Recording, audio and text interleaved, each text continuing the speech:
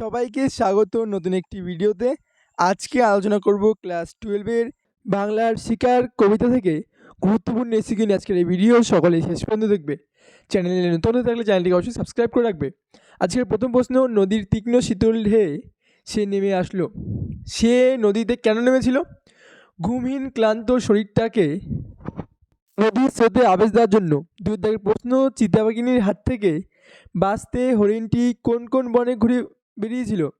চিতাবাঘিনীর হাত থেকে বাঁচতে হরিণটি সুন্দরী ও অর্জুনের বনে।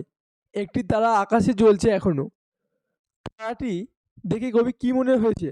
পাড়াগাঁয়ের বাসর ঘরে সবচেয়ে গধূলি মদির মেয়ের মতো, কিংবা কবির নীল মদের গ্লাসে মিশরের মানুষের বক্ষ দেশে রাখা মুক্তার মতো, সোনার বর্ষার মতো জেগে ওঠে।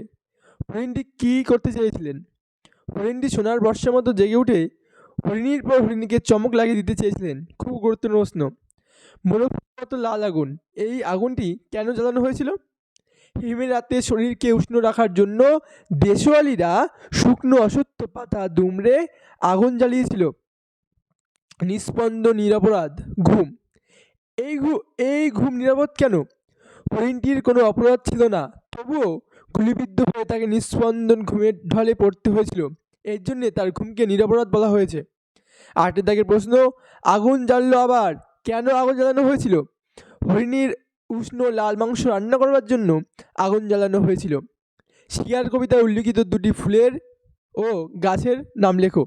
শিকার কবিতায় উল্লিখিত দুটি ফুল হলো মচকা ও মোরগ ফুল। উল্লিখিত গাছ পেয়ারা, নোনা, সুন্দরী, মেগুনি, অর্জুন ও অশ্বত্থ।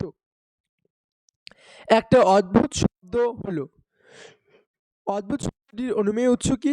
অদ্ভুত শব্দটির উৎস হলো শিকারীদের বন্দুক থেকে ছোড়া গুলিতে হরিণটির গুলিবিদ্ধ হওয়ার শব্দ।